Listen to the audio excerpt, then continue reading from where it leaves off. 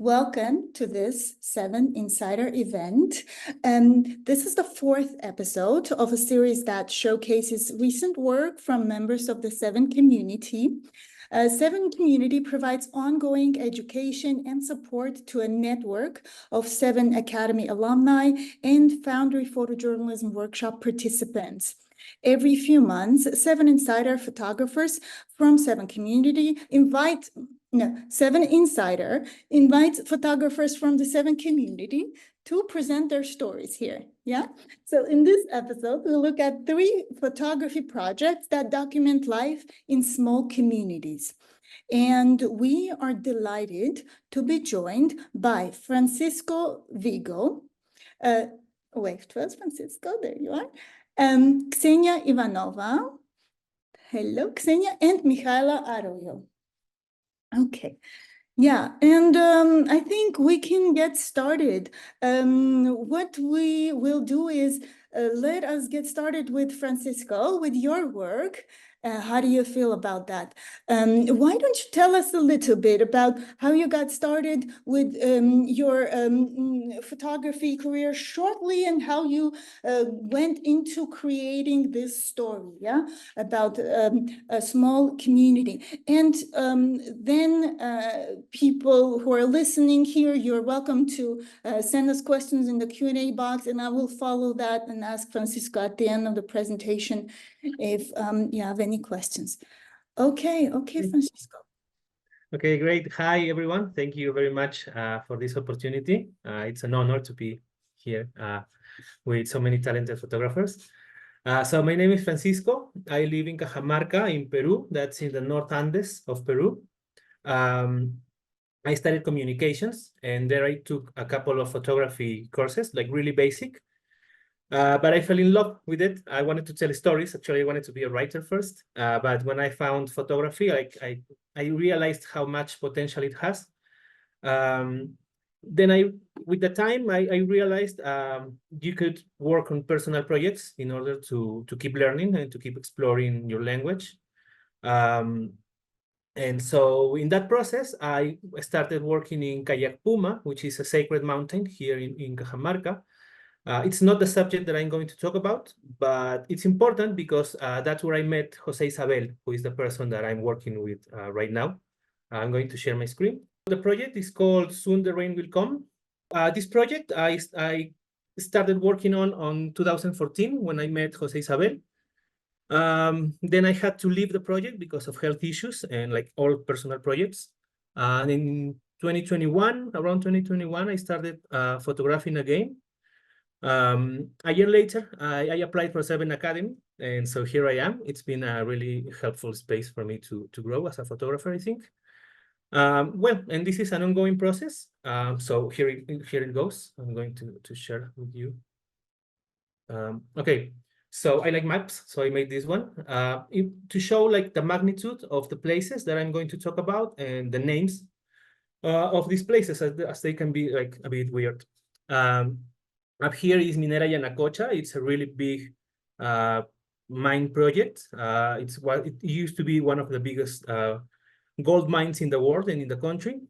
Over here is the Quilis Mountain, which is like a sacred mountain, considered sacred, and also a really important water source for Cajamarca and for all the communities around Porcón. Porcón is inside this orange dotted line. I mean, I know we're talking about small communities and it looks really big, but even though the territory is really big, it's formed by really small communities. Like Chilimpampa, which is where Jose Isabel lives, it's over here. And well, down here is Cajamarca and here is Kayak Puma, which is where we met. Okay, So this is a foggy morning in Chilimpampa. As you can see, it's really cold and rainy. It's about 3,000 meters above sea level. So there is not much air, and it's got a really good weather for agriculture. They say about the name, they say there used to be a little frog that would sing chilim, chilim, chilim, like before the rain would come. So it kind of like announced it. And that's why it's called Chilimpampa. Pampa means flat land. So it's kind of like the Chilim frogs flat land. There's also the Chilincaga, and Caga stands for a boulder or a small mountain, which is really close to Chilimpampa. Well, Porcón has a complicated history, this community, as they were brought to Cajamarca as allies of the Incas. They were brought from Ecuador. But around, the Incas were like this really big empire that controlled part of South America before the Spanish came, who came like 50 years later. And they started using them as cheap labor and left them without any land. They were employed as weavers, which is something they still do. And they maintained themselves with small agriculture. There is maybe like in the 70s, around the 70s, there was this major political reform, the agrarian reform, that give them back their land. So they are now owners of their own land, because before they had to pay rent to the hacienda or to the priests who owned the land. But even though they are owners of the land, they continue to be impoverished and racialized for speaking Quechua, which is their original language. And they dress as peasants, and for being who they were in general. Like with racism, you don't need too many reasons. So when Jose Isabel was telling me this story, he mentioned that it was Juan Velasco, the president, a military president who gave a coup before installing this reform, who made them owners of the land. So as a thank you, they named their school after him, and that's over here, on the right. That's the school in Chilimpampa. On the left, there is the traditional house that people in Porcón used to live in. So in the 90s, Minera Yanacocha arrived in Porcón. This is a massive mine, a massive operation, and changed everything drastically, as it was like a really impoverished community. And it comes with millions of dollars. And so it changed all of the relationships socially and economically. In 1998, Yanacocha tried to expand into the Quilish Mountain. That, as I already said, is an important water source. So thousands of peasants and people from the city organized to confront the company. This was like a 2 or 3 year conflict. So they managed to stop this expansion. So it was like a really important win in front of a company that has a lot of political and economical power. It has been involved in a lot of corruption acts. So it was like a really big win for everyone. So the project is right now paused, so it's not stopped at all completely. So it could be reactivated at any moment. So it's still a threat to the water for everyone here. The lesson Yanacocha learned was that they needed to get along with the communities after this. So they started training and hiring the neighbors from Porcón. Also, many welfare programs were created. Yana means black, and Cocha means lagoon. So what this hole is, used to be the Black Lagoon, and now it's this horrible pit. So while talking to people, and this is like a really small part of the mine, as you can see in the map, it's like 4 times Cajamarca city, and this is only a small piece of the mine. So while talking to people, I noticed like some sort of resignation, like in the absence of the state, like they never had any help from the government. The company takes a protective role, and people accept it, despite of what is lost in this process. So they have lost their language, the agriculture, and a lot of their own culture. It's being lost, but like I don't want to like judge anyone, because like it's really easy to judge or to critique from the city with internet, with water, with running water and electricity. So anyway, that's a little bit about the process in Porcón. This is the Kilish Mountain seen from a brick house. Now they're building with these new materials and forgetting about adobes. I don't know if that's a word everyone understands, but it's working with wood and mud. But now, as they have more income, they can build these new houses. Okay, so now this is Jose Isabel walking into the forest. He's a Quechua-speaking farmer. He's also a librarian. He's an artist. Actually, he won a rural painting competition in '94 that he made with flowers. He painted with flowers. It's a beautiful painting. He's been an actor. He's been a catechist at church and also a health agent. So he mixes a little bit of medicinal plants and medicines. Back in the day, he also worked on the radio and played his guitar. His grandmother was called Maria Santos and was the Yachaj. A Yachaj is a form of wise person in the community, a healer.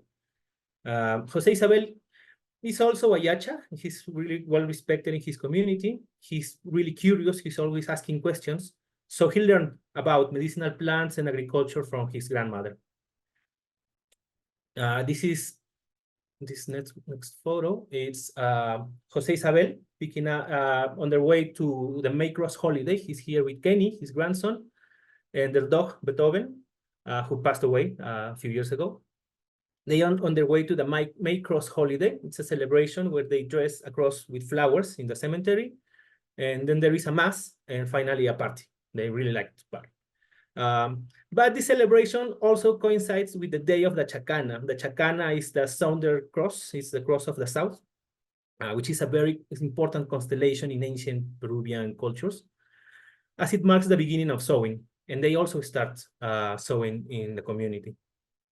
So Porcón has a syncretic culture that combines the Andean with the Catholic beliefs and also now more evangelist beliefs. So anyway, this is a transcript from a conversation Jose Isabel had with his school teacher many years ago. And I recorded it while he was talking to some kids at school.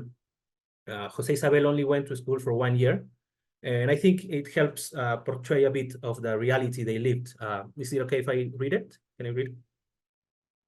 Okay. I wanted to put an audio of him telling this story, but I didn't have the time. Anyway, so this is a conversation. Do you cross rivers? Yes, I crossed 2 rivers. Then bring some sand from where you cross the river. So I carried a bit of sand and a bit of water in my poncho. The poncho is what they were. And then what happened? She made me gather it in the middle of the classroom and said, pull up your pants and kneel for speaking Quechua. Then she tells my classmates, Jose Isabel spoke Quechua, and that's why he's being punished. So I had to learn to speak Spanish against my will. It was sad for me, as I was a 15-year-old boy. So anyway, that kind of portrays how people were treated and how they were like this racist system tried to take them away from the language, which is a really important way to connect with nature, with your reality. This is Jose Isabel nowadays picking up condor. This is a medicinal plant that can also be hallucinogenic. I just found out that. This was shot in the Alto Peru lagoons. It's really close to Porcón. It's a complex of 600 lagoons and almost 300 million cubic meters of water. So this is like a lot of water, and it's a really important and beautiful landscape and ecosystem. But it is close to Yanacocha, gold fields, and other huge and sometimes illegal mines that need water to continue their operations. So this to portray how important it's to protect it. On Tuesday nights, Jose Isabel is cleaned by his daughter-in-law. She's named Francisca, like me. They say it is a good day to perform these kind of rituals on Tuesdays. They cannot do it on any other day. Back in the day, Porconeros would rely on medicinal plants to treat their physical and emotional illnesses. Nowadays, it's considered a sign of poverty and even ignorance. These are some of the plants that we've been collecting with Jose Isabel. I'm sorry. So some time ago, when Jose Isabel started trusting me, he asked me to help him make a herbarium, something to leave with his knowledge for the future generations. So these pictures are intended to be part of that. Well, there's been some all sort of experiments too, like well, some photos were made in location. Some others I took to portray on cotton paper because I really like this the texture that it gives. So it's an exploration that I hope to do eventually. This is Jose Isabel working, cleaning his tools before working on his potato crops. This is like the traditional house in Porcón. It's made of rock, wood, and mud. Okay, so this is another conversation I transcribed some time ago, and I would like to read it too because I think it portrays a lot of what moves him, and more about potatoes now, or like tubers in general. So he says, when I was a child, my grandmother used to teach me, but back then, the porconeros, which is how they call themselves, planted only native potatoes. There were no modified seeds. There might have been somewhere, but not here. Modified potatoes were not known, but native potatoes are too delicate. Nobody plants in Chilimpampa. They don't even know about them. I have like 40 kinds. I used to have more. And I asked him, and why do you keep planting potatoes? You can sell them, so what do you win? For the kids to know, the ones who are just coming, my grandkids, so they know that before there was ancient potatoes, another laya. A laya, it's like a way to say kind. Just for that, because there is only enough to eat. You must beg for it to grow. It's too delicate. It's not like before. Then there was plenty. So this is like, well, yeah, and when I met Jose Isabel, he used to have a lot of potatoes, like he would end up with a lot of potatoes, but now it's even less. Even the parcel that he uses to keep planting has gotten smaller because, well, it's not, there's no point in planting more. So even though Jose Isabel tries to keep it organic and like ancient, he has to fumigate them because they are too delicate and often get ruined by fungus, worms, and even the cold weather. And this has also had to do with the climate change, as the rain seasons are crazy now, and even Jose Isabel, who knows how to read the sky, gets confused sometimes. This is the small parcel. Like back then, like 8 years ago when I went for the first time, he had family, neighbors helping him. And now it's only him and maybe one or two people from the community who help him. Even I have taken people to help him out. Sorry. Okay. So these are some of the potatoes he grows. Those are the names. I took these photos some years ago, so I would like to photograph harvest this year again. So I'm hoping that there will be enough potatoes to document. These are the names of the potatoes too. Sorry. They use like Quechua words, but in order to describe what they look like. Like I don't understand why this one is called cat. I don't see the cat, like he said, because it looks like a cat, but it doesn't look. I mean, doesn't look like a cat to me. But anyways, this one is the Yuruk Yumchuagachina. Yurag means white, and Yumchu means purple or dark. And it's supposed to mean the potato that makes the daughter-in-law cry, because it's like really difficult to peel, and there is like this challenge that they have in Porcón, where the women have to peel it without breaking the potato, without affecting it. So, and yeah, I mean, it looks like a really difficult potato to peel. Well, this is an oca. The oca, it's another tuber that you put in the sun for a while and it becomes really sweet. So it's like a really sweet potato that people use to for dessert, especially for the kids.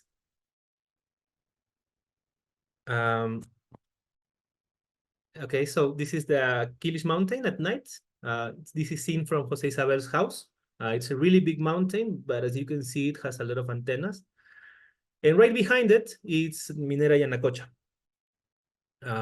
Okay, this one is my last image. So I guess I'm not the one to say it, but I consider this is a really nostalgic project because it's mostly about the past. It's a longing for the past, and but it's also a way to leave some sort of legacy of Jose Isabel's work and wisdom. As he and I and we all know that his culture is doomed to disappear, maybe. but it's also normal. It's just a passing of time. So this is like this tribute to him, this living tribute, that I think is better to do now than after. So, yep, and that's it for me. Thank you very much for listening. Thank you, Francisco. This was beautiful. What a gorgeous portrait, yeah, of Jose Isabel. Thank you. I especially loved those bits of the potatoes and the plants and the herbarium. That's a gorgeous addition to your project and a great layer, yes. So tell me, we have a couple of questions for you, but before that, how have you shown this project at all, or do you plan to publish it? What are your plans to bring it to the audience? What do you think? Okay, so this is a work in progress. This is still a work in progress. When I started, I didn't have like an idea of how it was going to turn out. So I've been like participating in collective exhibitions here locally, and working on it more seriously like last year during the level 1 seminar. And last year we won. We won. I mean, like talking in plural because it's like a shared process with Jose Isabel. We won this small funding to publish a photo book, which is great to like have, but we have to do it this year. So it's a lot of pressure too, because like now you have the money, so now you have to do it. Yeah. And I've been working also on some video stuff, some multimedia stuff. I presented it like a few weeks ago in a collective exhibition in another city from Peru. And yeah, that's kind of like how it's going right now. I hope to turn it into a multimedia project too. I with these conversations with Jose Isabel, I started recording it, and I think there is like a lot of I mean, his voice is really special in the way he speaks. So I think it can complement really good with the pictures. Wonderful. Yes, both the book and a multimedia project, all of that sounds great. Okay, so to move forward, yeah, we have a couple of questions. The first question on what's a small community, I will leave this to the end to ask every one of the participants. So, okay, let's go with this. Abir Abdullah is asking, interesting story, and like your diverse visual treatment to communicate with more details. Do you plan to create the visuals in advance, or how was your working process?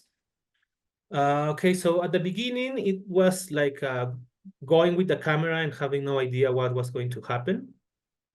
But yeah, with time, I think of images, but I try to plan ahead, but you can't really plan because Jose Isabel is like a 70-year-old man who gets tired, and like sometimes he accepts to stand in a certain position.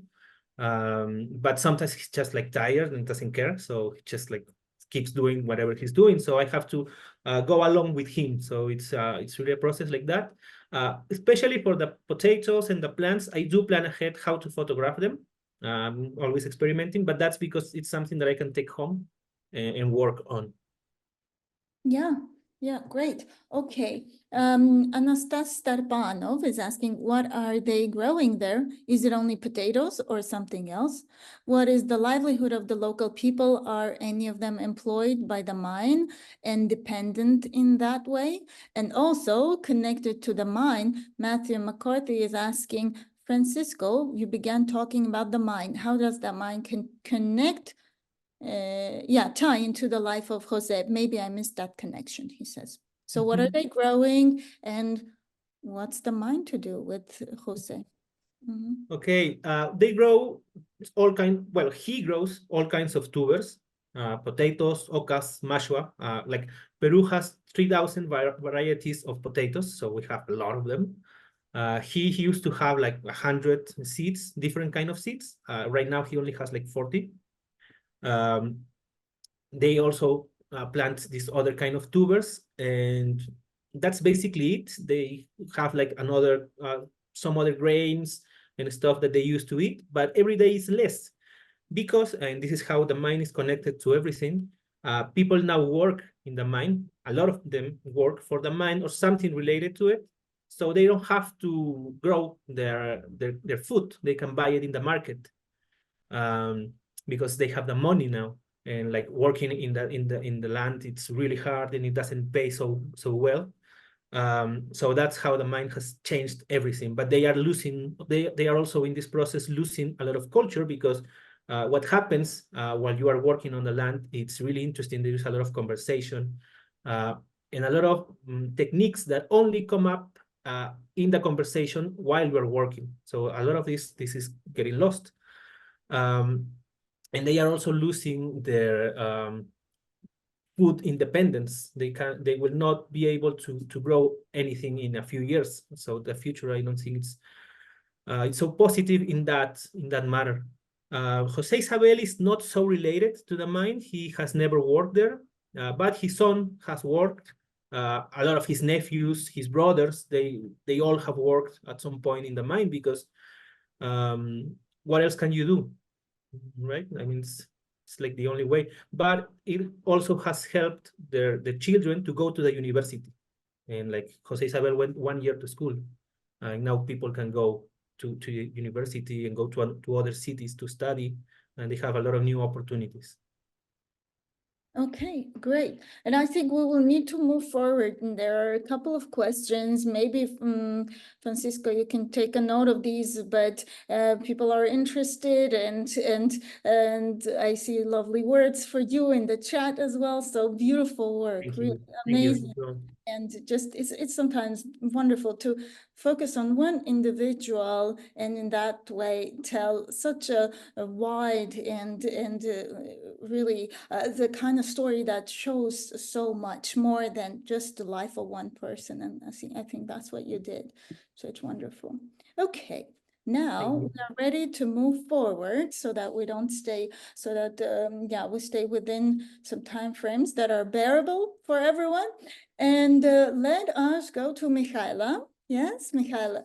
And hear about your work and how you got started to working on your story. We're very curious. Hello, everyone. My name is Michaela Arroyo. I'm a photographer from Bulgaria. Let me just share my screen. I've been working on a project about the community of Bessarabian Bulgarians. This is a historical diaspora that lives in Moldova and Ukraine.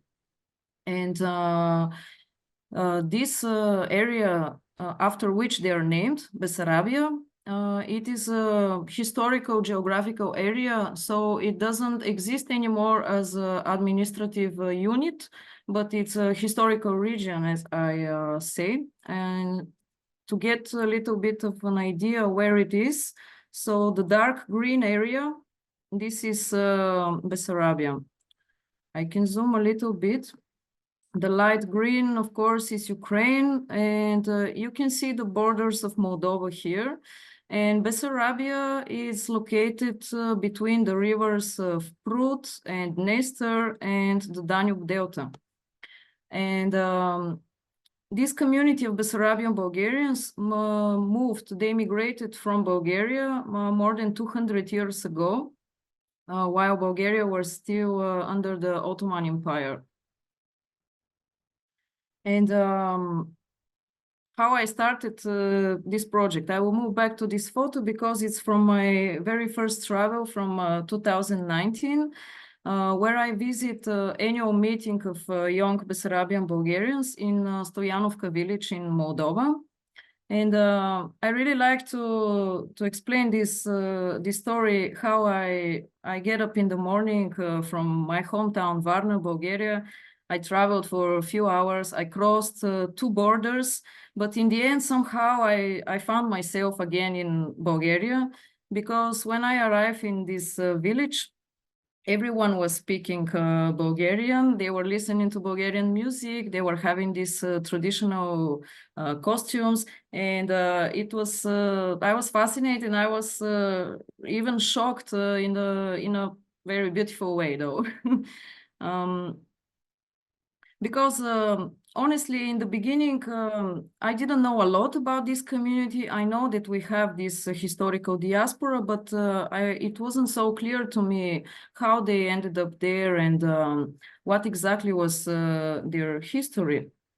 And when I started this project, so I've been working for 3 years and a half constantly on this. And the way I saw the project in the beginning for me was to use my work to be some kind of a connection between the diaspora and my home country, Bulgaria. To use my work as a way to spread the knowledge about the community, because for 200 years since they migrated, they still keep their language, they still speak Bulgarian, a very interesting old form of Bulgarian, actually. So they use some words, for example, that we already lost in our language. Yeah, generally they really identify themselves as Bulgarians.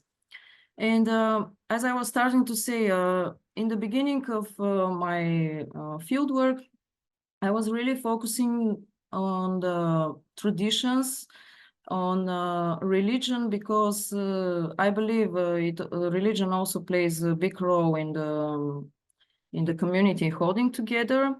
And also I was looking for active members of the community who really contribute for the preservation of the local culture. And another aspect that it's really important for me, it's the landscape, because I believe the landscape is really defining the environment. The landscape is really defining for the life wherever you live.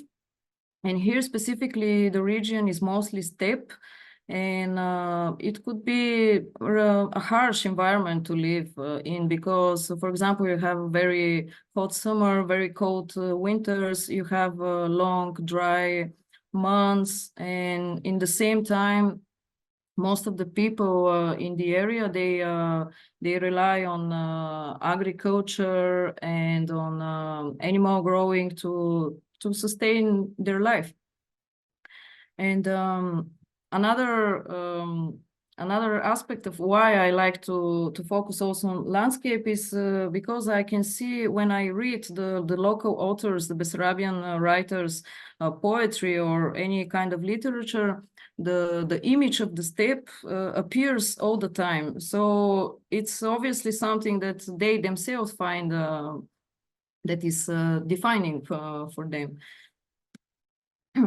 And I would like to also say that through this project, I really got engaged in history. And because this the region history is very complex, maybe, yeah, you will hear us all telling about that. Francisco and Ksenia as well were sharing this, that they find the regions that they exploring very complex in historical aspect. And here, for example, in Bessarabia, for 200 years since Bulgarians first migrated there, the nationality of the area changed 8 times. In the beginning, it was this area was part of the Russian Empire. Then after Crimean War, it became part of Moldova. Then again, by the end of the 19th century, it was part of the Russian Empire. In between the 2 world wars, it was part of Romania. And yes, after the Second World War, it was part of the Soviet Union. And now, since the 90s, this region, Bessarabia, it is divided between Moldova and Ukraine. And of course, all these different countries, regimes, politics, they all have their own rules and limitation, and they have the influence over the people life and their identities, what is the topic also that I explore.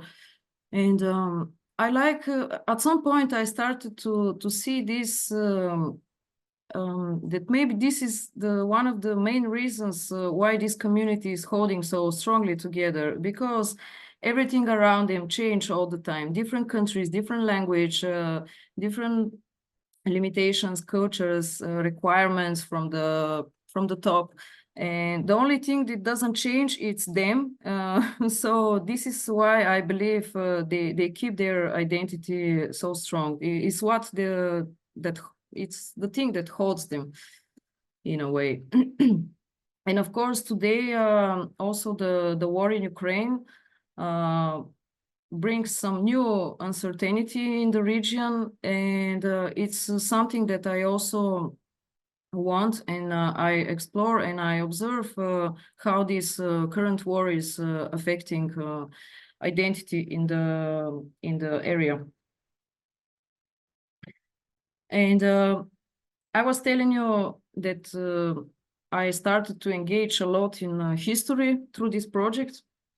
And I wanted these different historical layers to be present visually in the project. And for example, this picture, it's from Ukraine, from a place called Frumushika Nova. And after the World War II, there were still 2 Moldovan villages in this place. But when the Soviet Union came, they evicted these villages and they wanted to build, they did it, they built a big military base. This base was working until the late 90s. After that, everything disappeared. And now in 2006, one man whose grandfather once was from these Moldovan villages that were evicted, he built in this area his farm. He is raising animals, he's producing cheese, also wine, but he also built a very big open-air ethnographical museum where he has the houses from all the different ethnic minorities that live in the area. And he also has this kind of park with communist monuments, because since 2015, there is this law in Ukraine, decommunization law. And it means that all kind of communist symbols are forbidden. For example, also all the streets that were carrying the names of communist leaders, they had to change their names. And in this park, this man, he collected monuments from all around Ukraine. And it's really a very surreal experience, I have to say, to stand in this park and in a circle, and all around you, you are seen by absolutely the same Lenin sculpture. Of course, I also let myself wander a lot. Wander, not wonder, but of course, always wonder. But I let myself wander. I don't always have a plan when I travel around. And by this, I can discover some candid moments like this one, for example, which is taken in one of culture house. But also in this kind of photos, you can again trace these different layers that I talk about, layers from the different historical periods.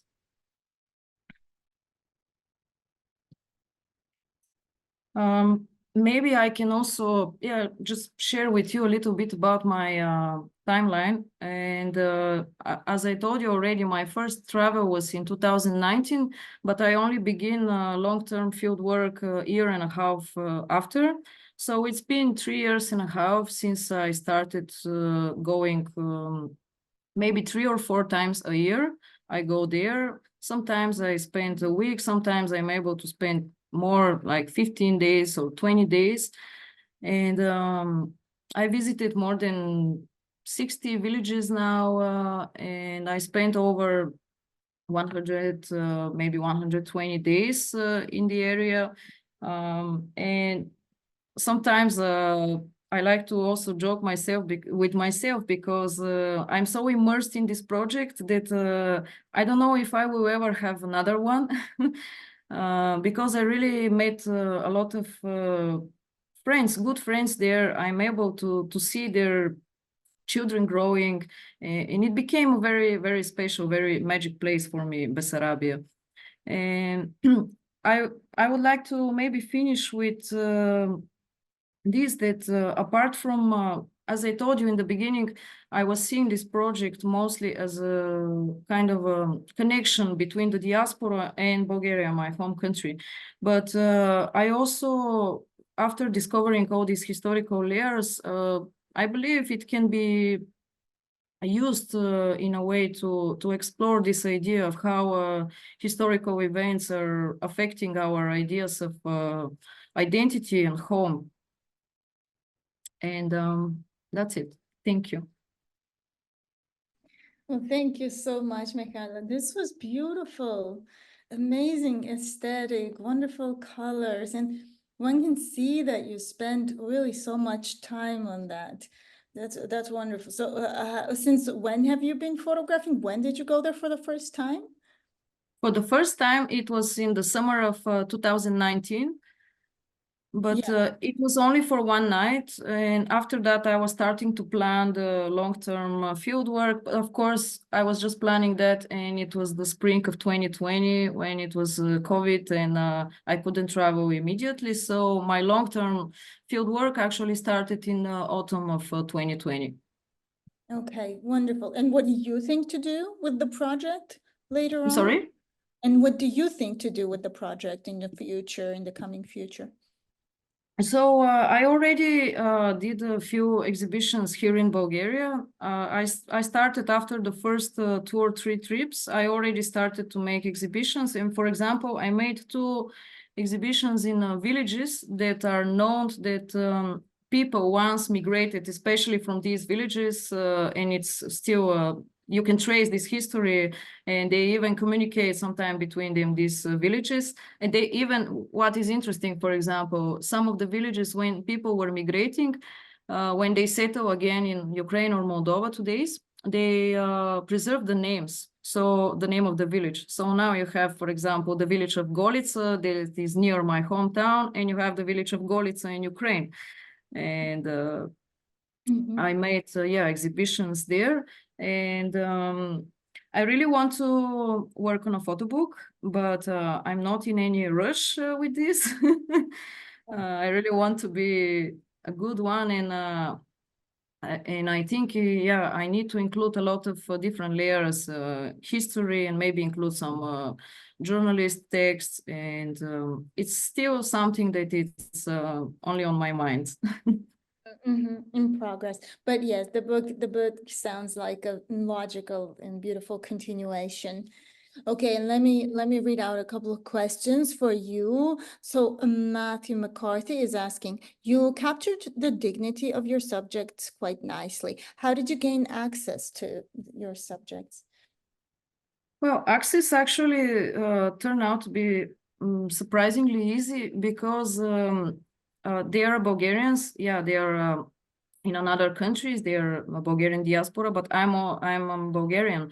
And what is very interesting. Because I'm Bulgarian, I have the access of language, of course, and also, it's a great hospitality that these people have, and they especially feel great connection when they meet from. Sometimes when I go there, they call me, "Oh, here it is, a real Bulgarian."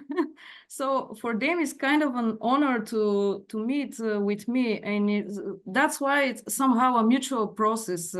We are able to give to each other. I take something from them, but I also give to them, and for that reason, it was always very easy. Sometimes I just pass the street and they hear me speak Bulgarian. Oh, come to my home. Let's have a tea. Let's have a coffee.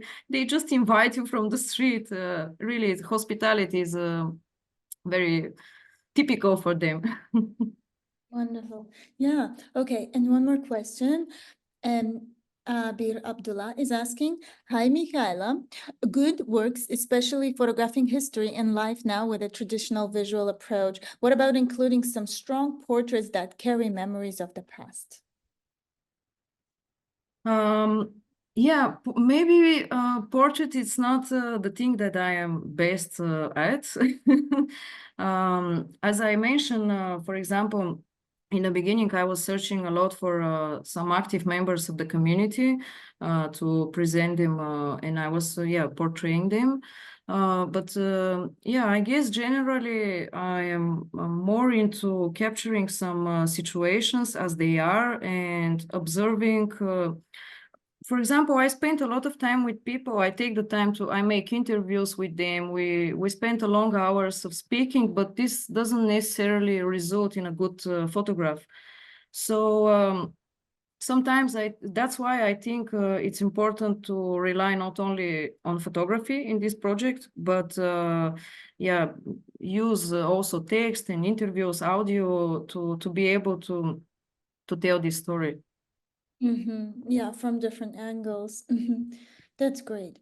Okay, and I will maybe leave this last question to you. You can type it if you want, whenever you have a moment, because it would be great for us to move forward. Thank you so much, Michaela. That was a beautiful presentation, and looking Thank forward you. to see how it comes together in the future. Yeah, in a book or however you would like it to be.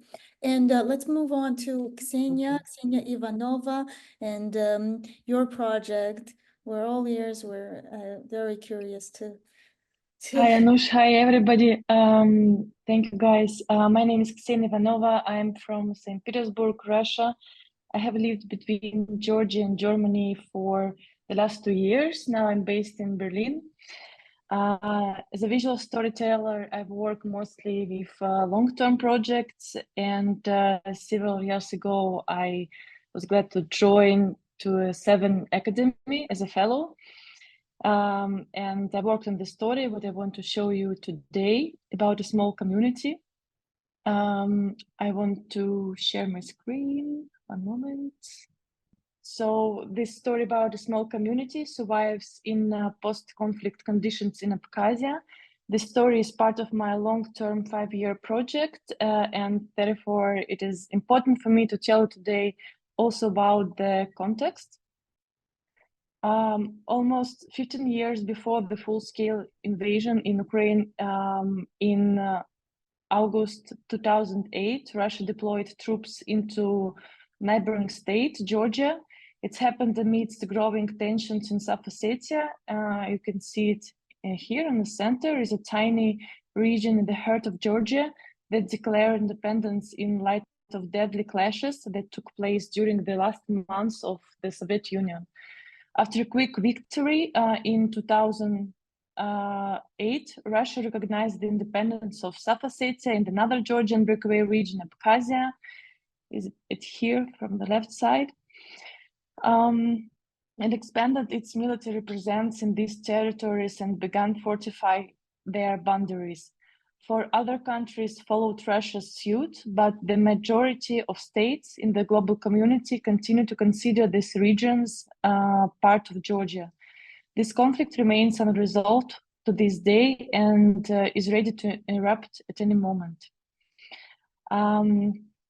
For today's talk, I would like to show you just one of the many stories in the project, and this story of a small village mining community located here in Abkhazia. You could see it here.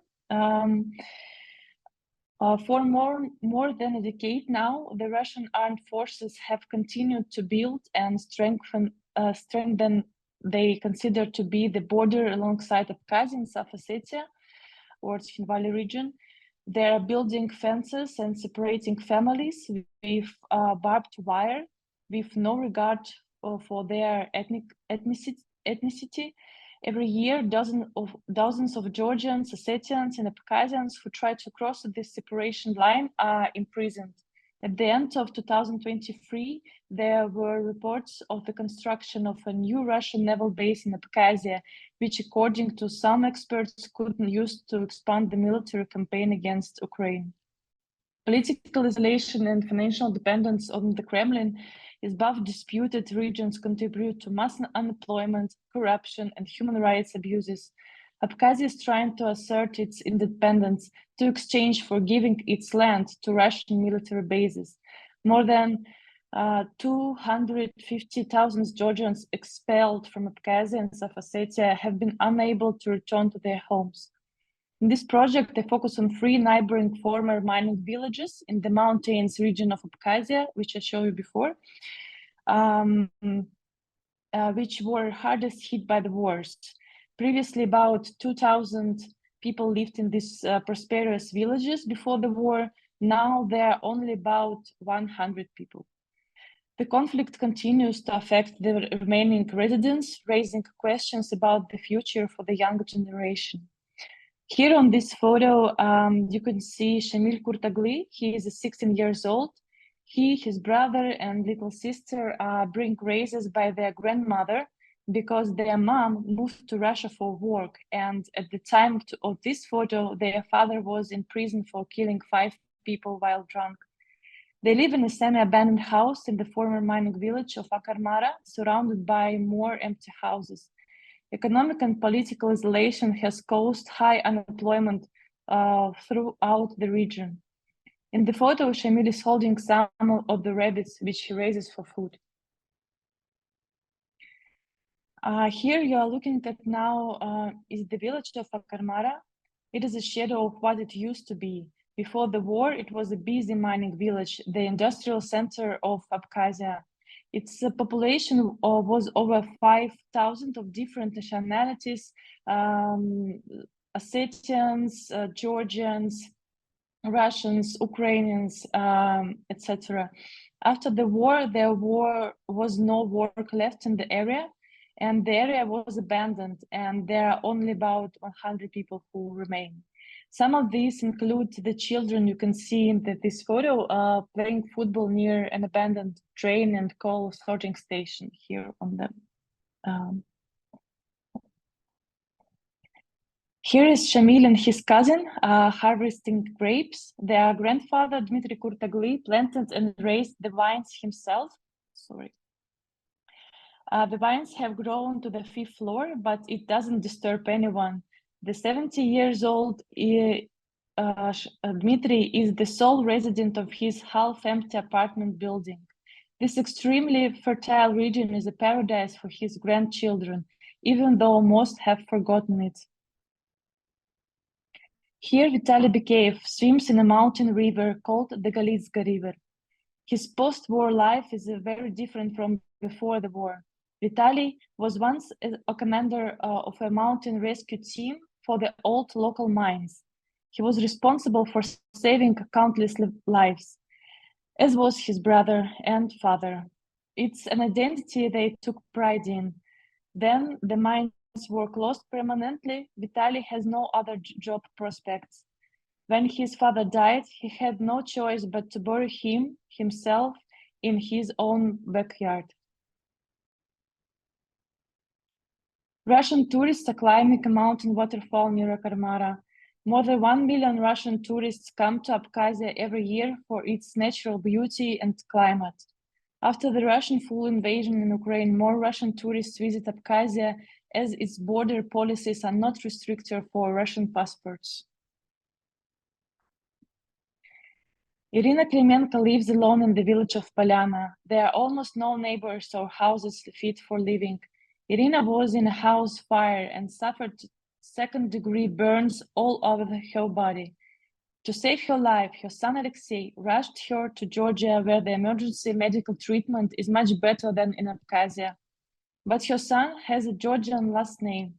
Border restrictions for those with Georgian surnames meant that her son was forbidden from leaving Abkhazia to be with his mother, and she was left to recover without any support or even a familiar face. This is a common thing for those Georgians who live in Abkhazia. He's 70 years old, called Tamas Kurtagli. He is at home posing with a marten he shot in the village of Akarmara. Tamas, he did not finish school, and now he serves in Abkhazian army. Anastasia, 16, is going up the stairs to the top observation deck near Akarmara. She wears a festive Abkhazian woman's dress. Anastasia cannot get an Abkhaz passport because of her Georgian heritage. To quote Anastasia, Everyone who wants peace with the Georgians is considered a traitor here. I don't believe in peace. Maybe my grandchildren will see it. She has a Georgian last name, but she thinks like this. And in Abkhazia, there is a strong ideology against Georgians. And her uncle was dead during the war. So that's why she have so strong opinion about that. With no electricity, a family in these villages warms themselves next to a stove in Jantuha village. The mother of 5 in this family receives around €5 per child monthly. They are cleaning corn to make flour. This is particularly no work in the district. Vitaly Bikeyev returns home. He lives here in Akarmara with his brother and a handful of other residents. Most residents of the nearby Akarmara area live in similar conditions. Over the last 30 years, dampness, mold, and insects have slowly destroyed the insides of the houses. This photo captures an 11th grade graduation ceremony in Kvarchele, in Abkhazia and Kvarchal. Most Abkhaz children speak only Russian language. In the Gali region where Georgians live, the de facto authorities of Abkhazia have introduced only Russian medium schools. I put 2 photos from my bigger project to this story about small communities. So this story, this particular picture, not from these villages, but from Sukhum or Sukhumi. This is like a main city in Abkhazia. And here is the Russian sailors at a military parade in Sukhumi or Sukhum. This parade celebrates the 30th anniversary of Abkhazia's victory over Georgia. Russia maintains more than 20 military facilities in Abkhazia and holds regular military exercise near the border with Georgia. At the end of 2023, the facto Abkhazian authorities announced the construction of a Russian Navy base near this border. Yana, 15, poses for a portrait at her home in Jantuha village. She is in her 9th year of school, but decided not to graduate it because she sees no point then there are no jobs waiting for her. Yana's sister wants to go to Russia. She does not see a future in her land. Clan crime is one of the invisible driving forces in de facto Abkhazia. The clans claim this territory for themselves. Here on this photo, you can see a toll taker. He waits for Russian tourists at the entrance to one of the main mountain waterfalls in the Kvarchele region. Locals who oppose the barriers are met with cars full of armed clan members. Matteo, 7, plays in abandoned remains in Akarmara, where he lives nearby with his family in a semi-abandoned building. Russian tourists who came to this area often mistake Matteo and his parents for hosts. And the last photo also from my bigger project, this is a funeral of Tamas Ginturi, killed on November 6, 2023 by Russian border guards in the village of Kirbali, Georgia, on the border with South Ossetia, Tskhinvali region. Tamas Ginturi, 58, was a veteran of the Russian-Georgian War and a resident of this border village. To conclude, I photographed this project over a 5 years period from 2019. It gives an insight into the long-term consequences of the unresolved conflicts in the South Caucasus and raises the question of the future of the territories which Russia declared independent. Thank you for your attention. If you have any question, I will be glad to answer. Thank you, Ksenia. Thank you so much. What an emotional and such a delicately photographed project.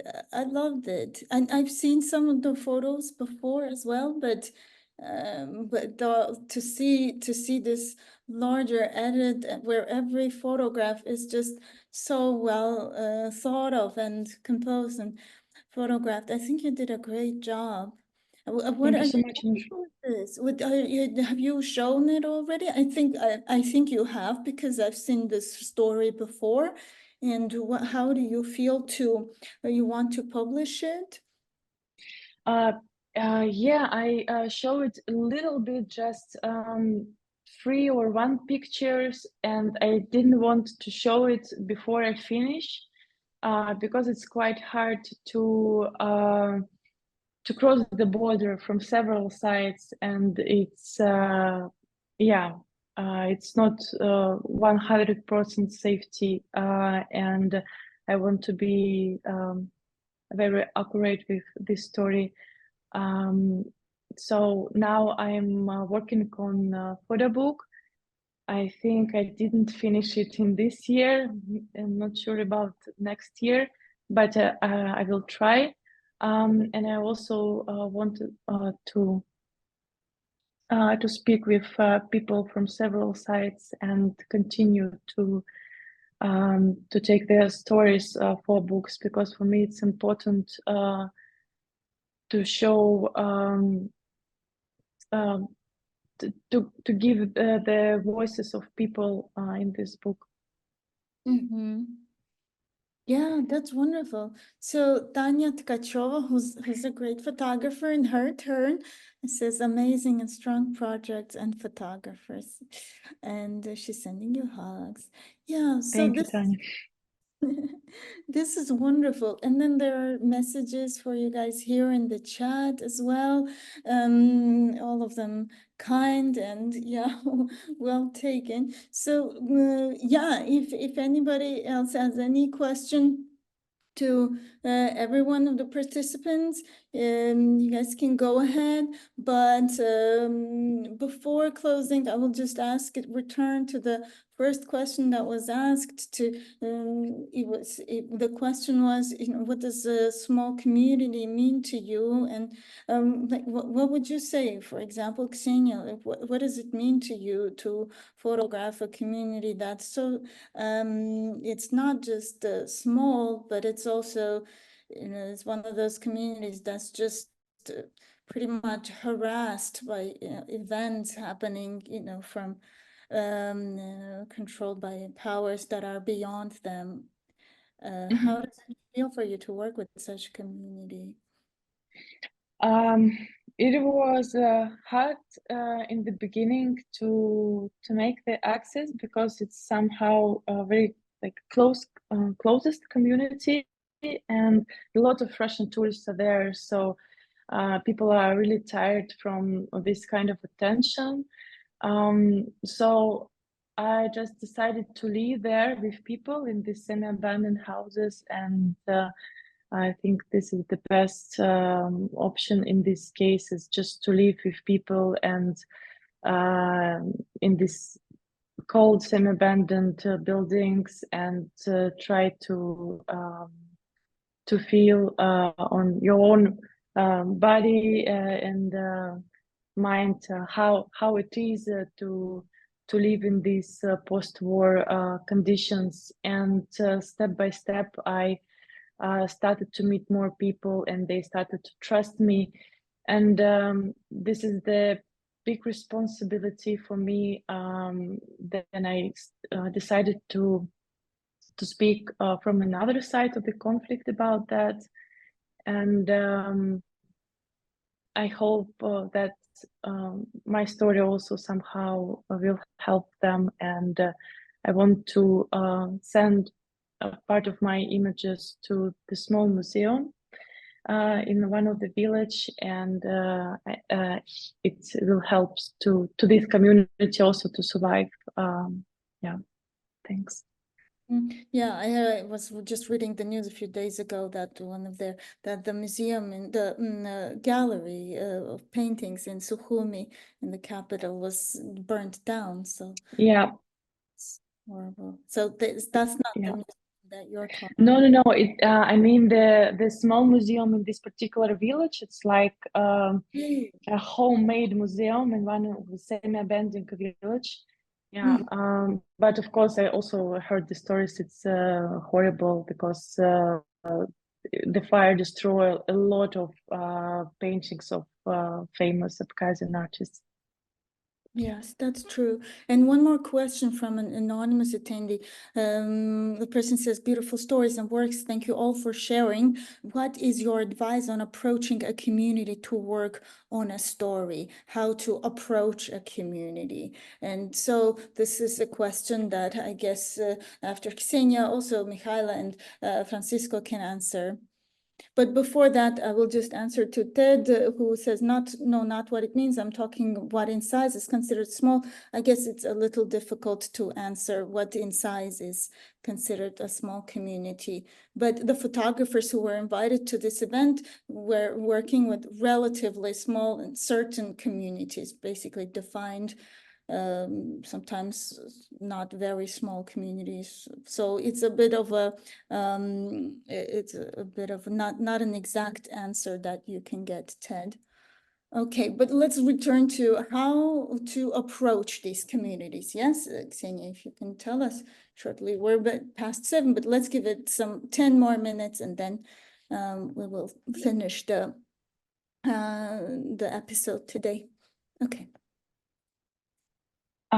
Sorry, Anusha, could you repeat the question because Yes. So how would you advise to approach a community to work on a story as you start to work on a story?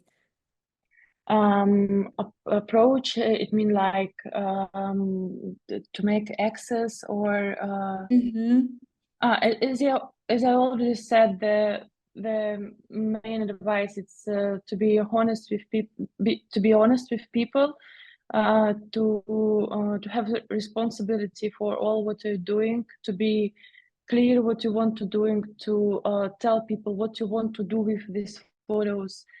And yeah, I think this is important thing. Okay. Yeah, that's wonderful. And what would you say, Michaela? How would you approach it? How do you approach it? Yeah, of course, I agree with what Ksenia say. It's important to be really open and honest. Usually, in any communication, if you're honest, people also are honest with you. So it's, yeah, again, for me, it's some kind of a mutual connection. It's needed. And to be more specific, for example, when I first traveled to this region for this young Bessarabian Bulgarians meeting, I found on the internet the organization that makes this meeting, and I just wrote to them, hi, I'm Michaela, I'm a photographer from Bulgaria. I'm interested to get to know you, and can I come and meet you? And it's very basic, really. And I went there. Of course, it depends on the topic. Sometimes you need to be more delicate, I guess. For me, as I mentioned earlier, it's been quite easy in a way because of the way that how they see me, because they also value my presence there. But it's also something that grows with time, because when I went to this first festival, it was only for this first trip during their festival, it was only one night.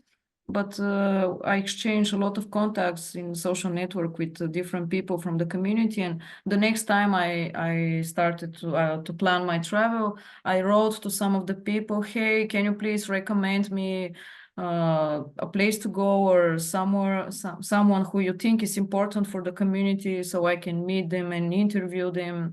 And little by little, I already know, yeah, a lot of people from there, and it's just need time.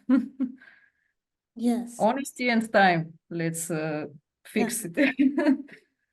Wonderful. Okay. And what about you, Francisco? What was it for you? Well, for me, it was I started out as a friendship with Jose Isabel.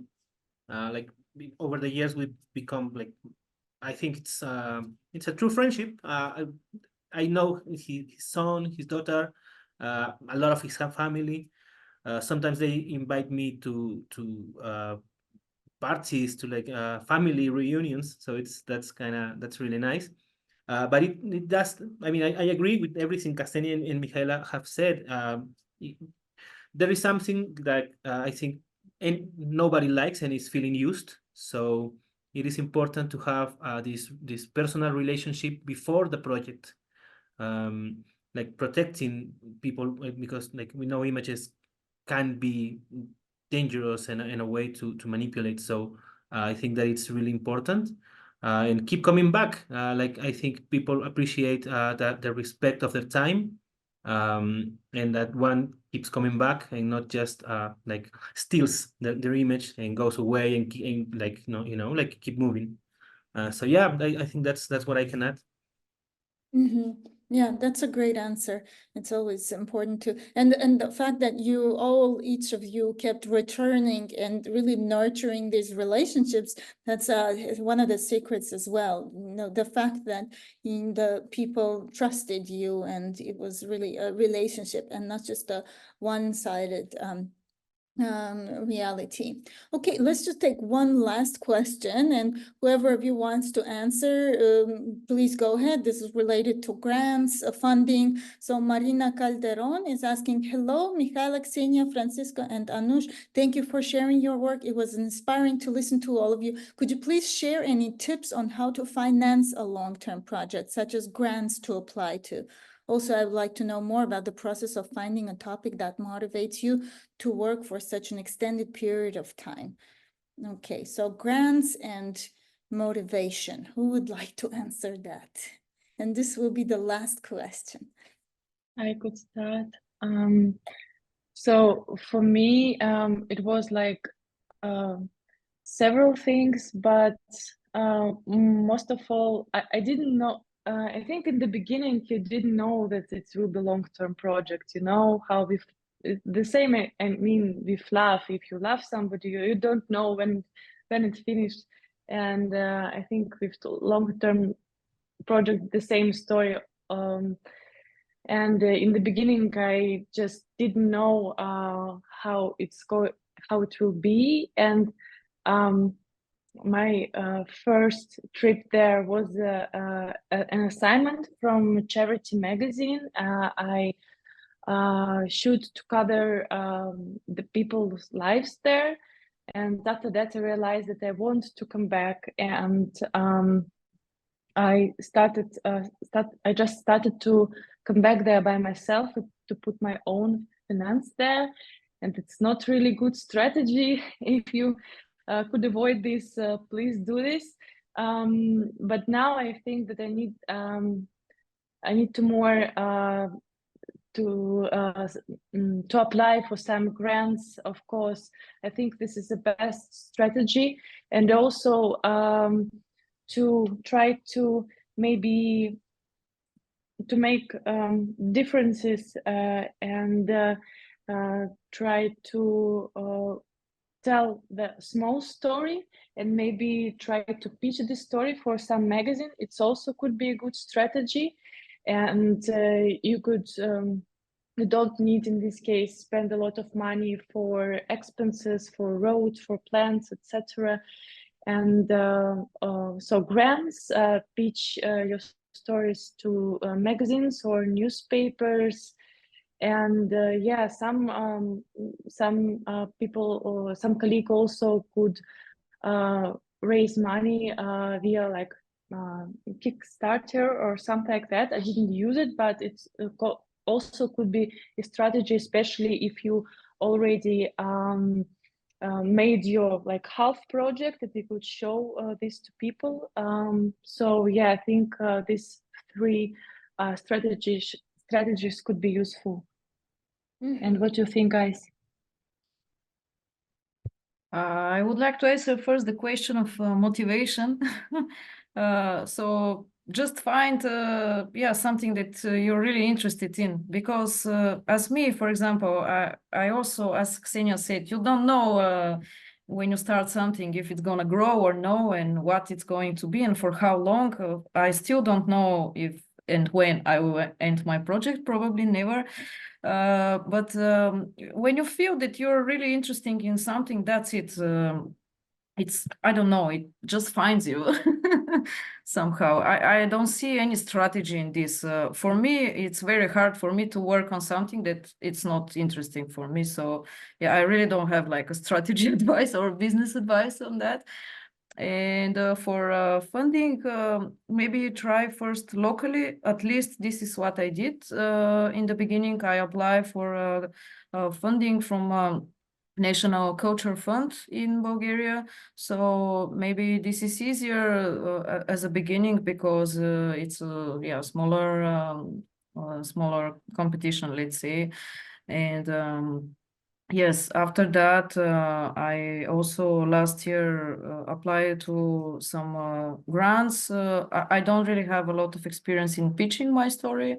So yeah, for me, it's funding from my country and from photography grants and working other stuff and financing my personal work.